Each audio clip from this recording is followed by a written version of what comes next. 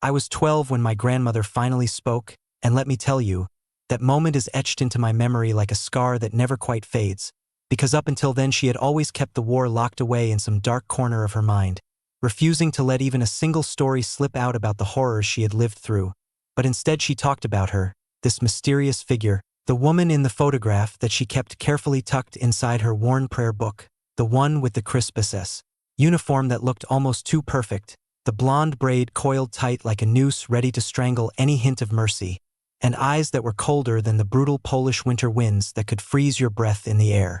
She kissed the whip, Oma whispered, her voice cracking like thin ice under the weight of a footstep, fragile and about to shatter, before she used it. And those simple words hung in the room like smoke, refusing to dissipate. That sentence haunted me for 20 years, following me through school hallways, late-night studies, and quiet moments when I stared at the ceiling wondering what kind of world could produce such darkness. So I dug through dusty archives filled with yellowed papers, pored over survivor testimonies that made my hands shake as I turned the pages, and even sifted through declassified NKVD files that smelled of old secrets and bureaucracy. And finally, after all that searching, I found her, Irma Grese, the hyena of Auschwitz, who at the tender age of 21 commanded life and death with a leather crop in her hand and a smile on her lips that somehow made prisoners blush even as blood welled up before they bled out in agony. But here's what the history books scrub clean, what they polish away to make the story simpler and less uncomfortable. Grese didn't just beat women in some mechanical act of duty. No, she seduced them in the most twisted way imaginable, whispered promises in the suffocating dark of Block 25 where the air was thick with fear and despair. "Be good, Liebling, and I'll bring you bread," she would murmur softly, her voice like a false promise of warmth in the freezing night. And then, the moment they reached out in desperate hope, she cracked the whip across their backs with a sound that echoed like thunder in their souls. Survivors, those brave souls who lived to tell the tale, called it the devil's foreplay.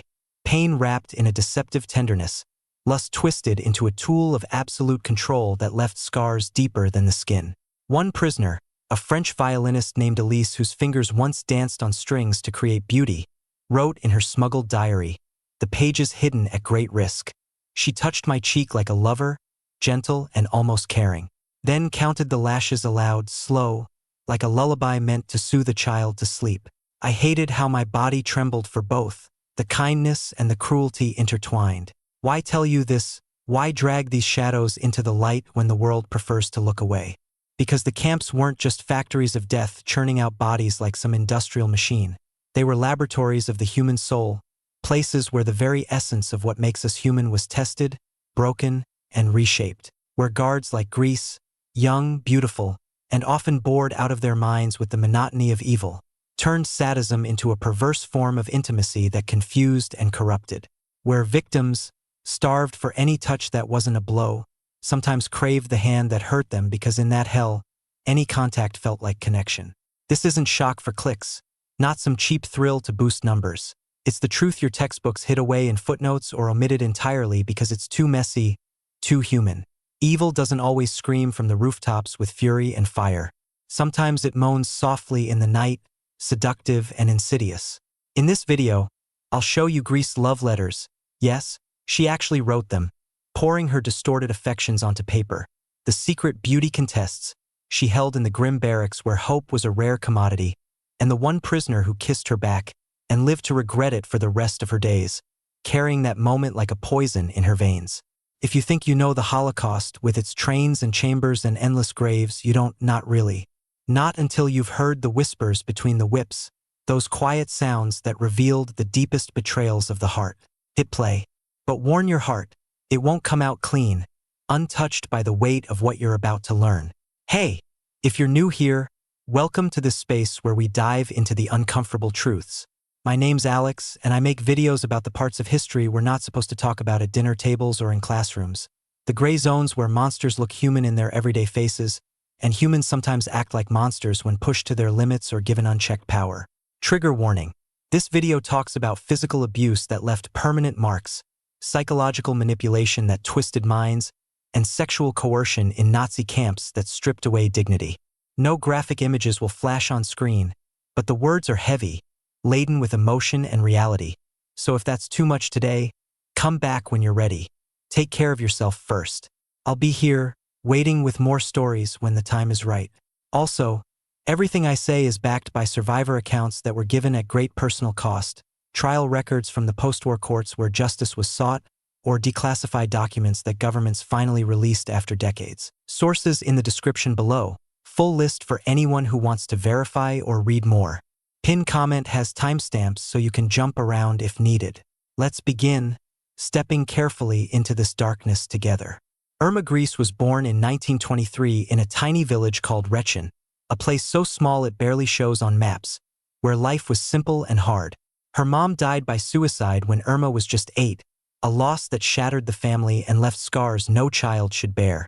Her dad beat her regularly, his anger a constant storm in their home. She quit school at 14, too young to know the world beyond survival.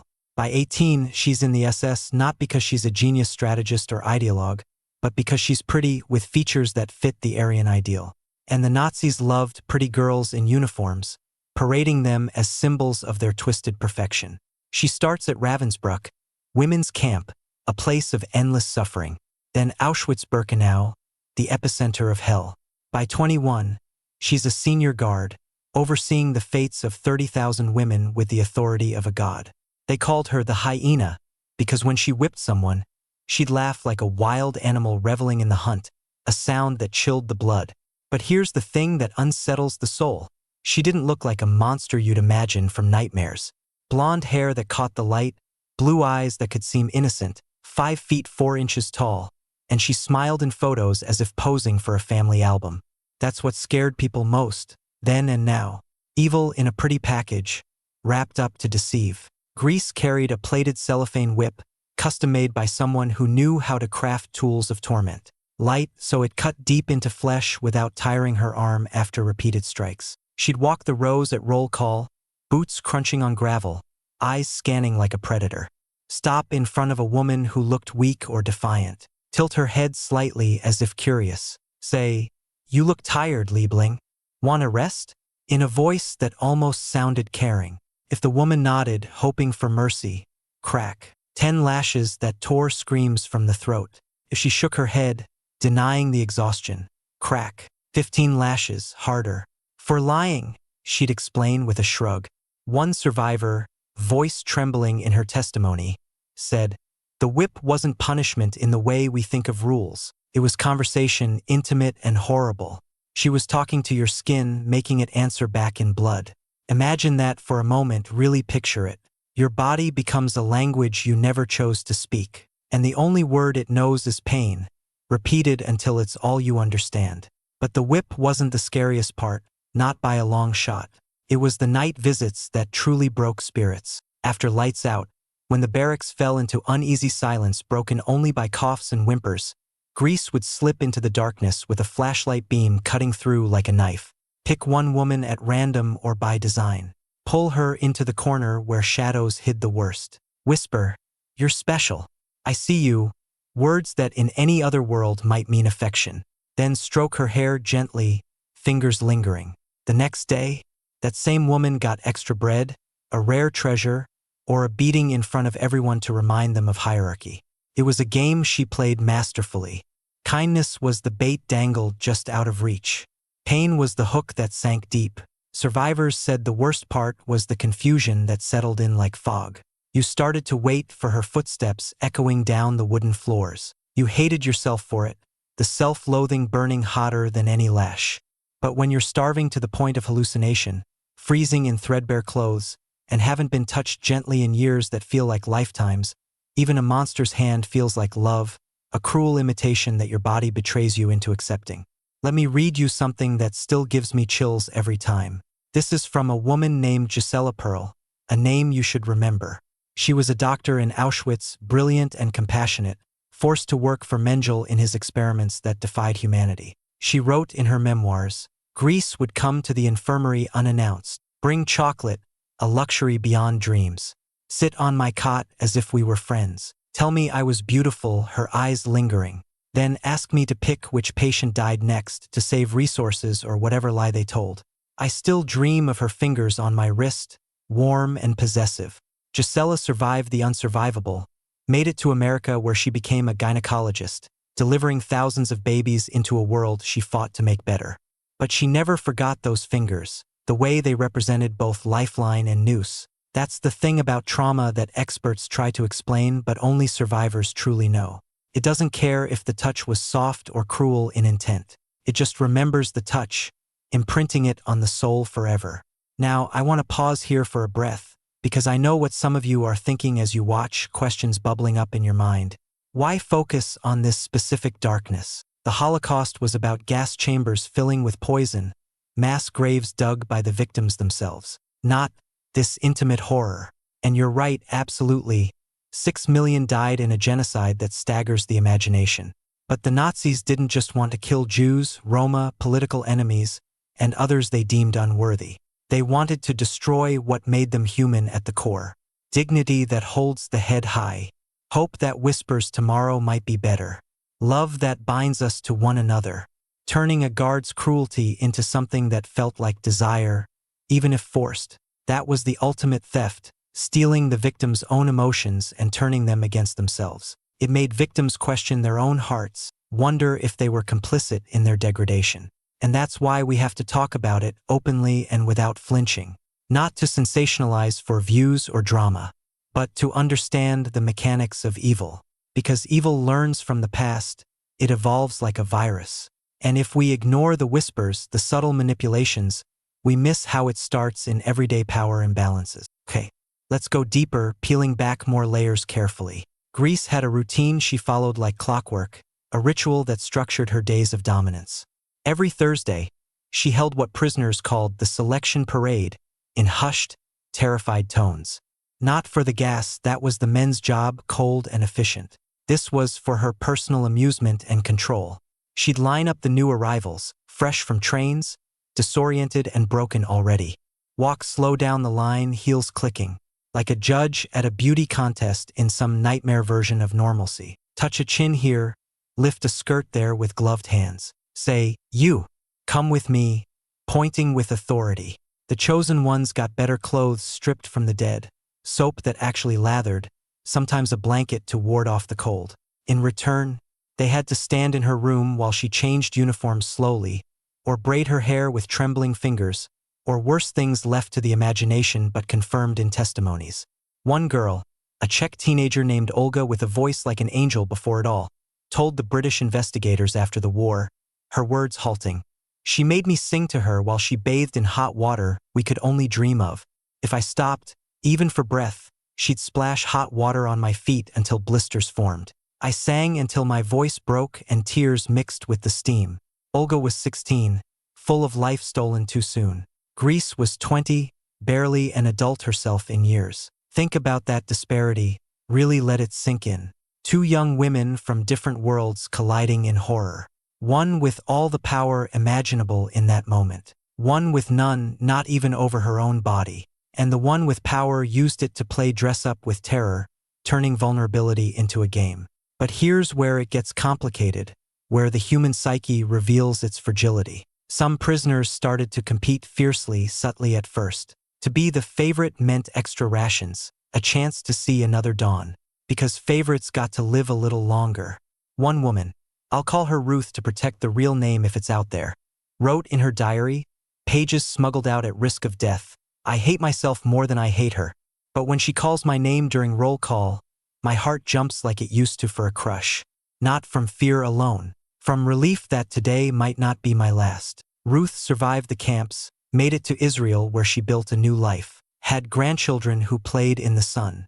But she burned that diary in a fire one night.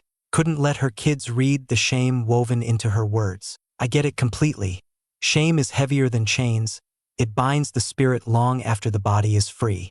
Now, I need to show you something tangible, a piece of evidence that survives. This is a real letter, discovered in Greece quarters after liberation by Allied soldiers who couldn't believe their eyes. It's to another guard named Dorothea Binns, a colleague in cruelty. It says, in her own words, "My little bird sang so sweetly today. I gave her an extra lump of sugar as reward. Tomorrow I'll break her wing to hear the new note. Love, I." On screen, I'll put the original German script and the English translation side by side. Look at the handwriting if we have a scan. Neat loops, girlish flourishes, Hearts dotted over the eyes like a schoolgirl's note. This wasn't a soldier writing cold orders from headquarters. This was a young woman writing to her crush about her pet in playful terms. Except the pet was a human being, fragile and terrified. And the cage was Auschwitz itself, barbed wire and watchtowers. Let's talk about the dogs for a second, because they reveal another layer of her contradictions. Grese had 3 of them, big ones trained to be fierce. She trained them to attack on command with a snap of her fingers. But at night, she'd let them sleep in her room on soft blankets.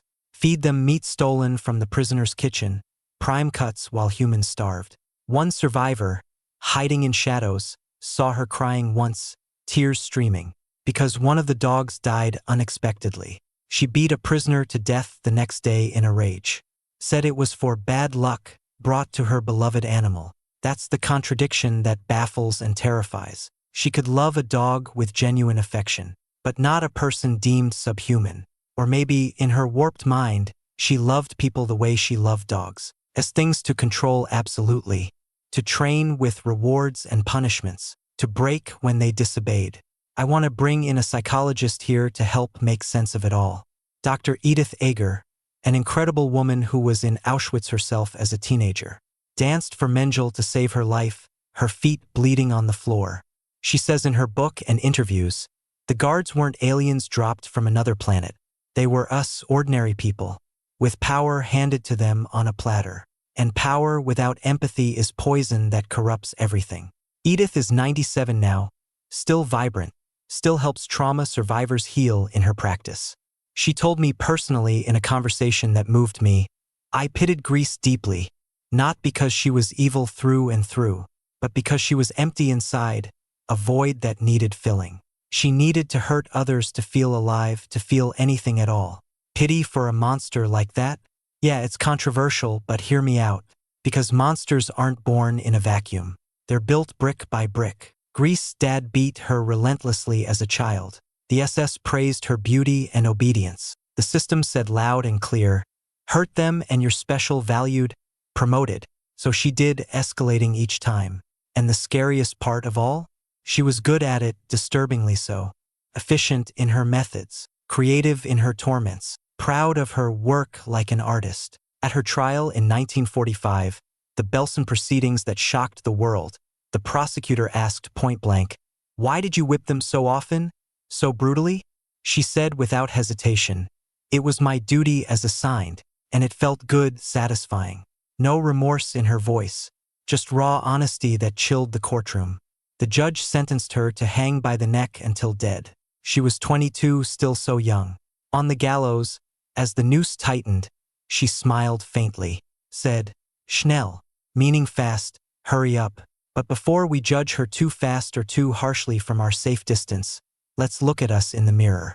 How many times have you laughed at someone's pain online, a video of a fall or failure? Shared a meme making fun of suffering, thinking it's harmless? It's not the same scale, not even close, but it's on the same road, the path of dehumanization. Power plus indifference equals cruelty. Always has, always will. Okay, let's talk about the prisoner who kissed her back, the story that haunts the most. Her name was Lena, a Polish girl of 19 with skilled hands, a seamstress by trade before the world ended. Grese picked her during one of the beauty parade selections, gave her a red dress stolen from a dead woman's luggage, vibrant against the gray, made her walk the barracks like a model on a catwalk, head high. The other prisoners clapped mechanically, out of fear, not joy. Lena wrote later in fragments of memory, "I felt pretty for the first time in a year of filth and degradation." He smiled a hair tentatively. She smiled back, wide and approving. Then she kissed me full on the lips, in front of everyone watching. I kissed her too, returning it, because if I didn't, I was dead right there, or worse. That night, Grese took Lena to her private room, a luxury unheard of. Gave her wine from a bottle, bread that was fresh, a blanket thick and warm. They talked for hours, about movies they'd seen before the war, about boys and crushes in simpler times, about nothing important, just words filling the air. Lena said later, "For 1 hour, I forgot where I was, forgot the barbed wire outside." Then Grese fell asleep, exhausted from her day. Lena stole her knife from the bedside, sharp and ready. Planned to kill her in the vulnerability of sleep, end the terror. But couldn't bring herself to plunge it in. Because Grese looked so young lying there. So peaceful, almost childlike. Lena hid the knife instead. Used it later to cut her own wrists in despair. She survived the attempt, barely, scars fading but never gone. After the war, she married a kind man. Had a daughter she adored. Named her Irma, not after the guard who tormented her, but after her own mother lost to the camps. But she never told her husband the full story, the kiss and the knife, until she was 80, frail and dying in a hospital bed. She said weakly, "Tell them I was human, even when I wasn't, even when I betrayed myself to live." That's the heart of this entire tragedy, the core we must grasp. The camps didn't just take lives by the millions. They took choices, stripped away free will, turned love into a survival tactic, turned hate into a daily habit just to endure. And the guards? They weren't demons with horns and fire. They were girls, ordinary in their youth, who chose wrong over and over, every single day without fail. Now, I want to show you the beauty contests in more detail, painting the picture vividly. Every Sunday without exception, Grese made the women line up outside, naked, vulnerable to the biting wind, in the snow that piled high and numbed toes black. She'd walk with a clipboard in hand, pen poised, rate them coldly from 1 to 10 based on her whims. The top 3 got to eat a full meal, a miracle. The bottom 3 got the whip immediately, lashes for their failure. One winner, the best of the day, got to sleep in the guards' barracks, warm for once, with a mattress that didn't poke like straw. In return, she had to entertain the guards, tell jokes to make them laugh, sing songs from home, dance awkwardly in the space, sometimes more intimate services implied in whispers. A Hungarian girl named Clara, spirited and resilient, won 3 times in a row. She said in an interview years later, "I hated the mirror they gave me as a prize, because I saw myself smiling to please them, and I didn't recognize the smile. It wasn't mine anymore." Clara escaped during a death march, chaos in the snow, hid in a barn among hay and animals. A farmer found her, but instead of help, raped her in the darkness. She still says even after that violation, Grese was worse in the long run, because Grese made her want to live desperately. And living meant betraying herself, compromising her soul piece by piece. Let's talk about the love letters that Grese penned in her spare moments. Grese wrote dozens of them, stacks found later. To prisoners she favored, to other guards she admired or desired, to her sister back home. Always the same tone throughout, playful like a game, possessive as ownership. "You are mine now. Don't forget me or there will be consequences. I'll punish you if you're bad, but reward if good." One letter to a prisoner named Herta, who endured much. "I dream of your eyes when I whip the others. It makes the sound sweeter, more musical." Herta burned the letter in a fit of rage after liberation, but remembered every word etched in her mind. She testified at the Belsen trial, standing strong, pointed at Grese in the dock, said with fire, "That one there. She still owns a piece of me I can't get back." Grese just smiled serenely, unmoved. Now, I need to address something head-on that might be on your mind. Some people say, watching or reading, "This sounds like romance in parts. Are you glorifying it, making it sexy?" No. 1,000 times no, emphatically.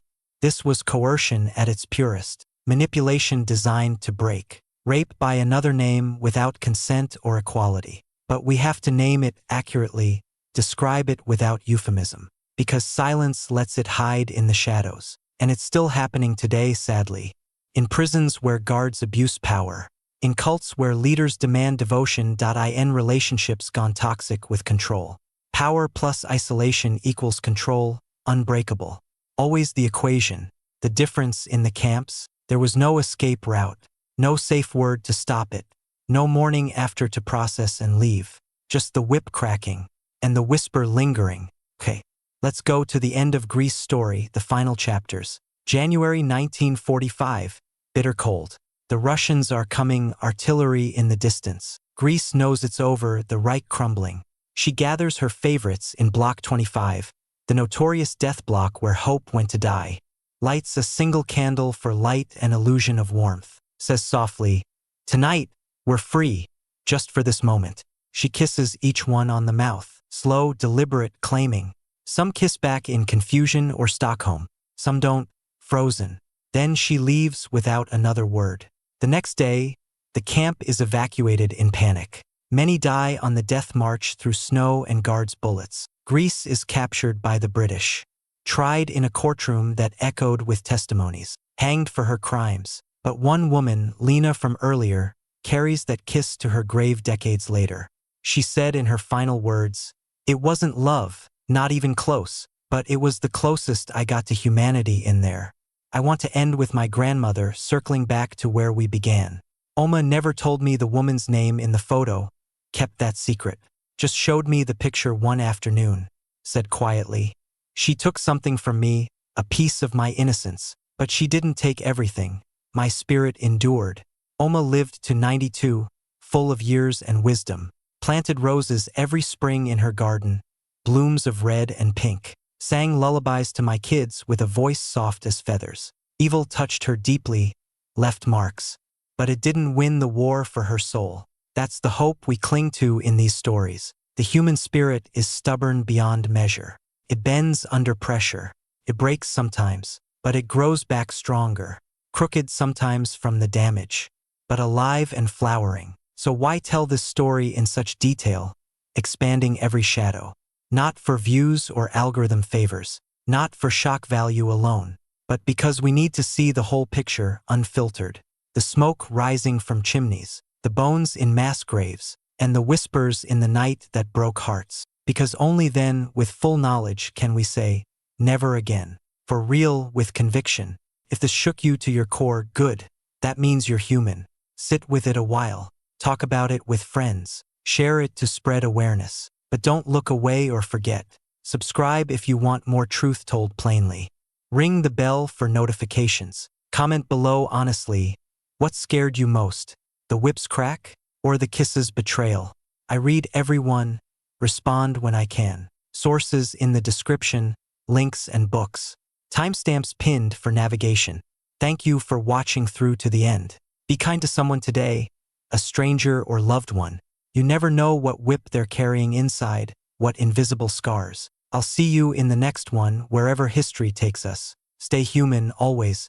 Music fades gently. Screen goes black slowly. White text appears, in memory of the 1 million who perished in Auschwitz alone, and the survivors who carried the story so we could learn.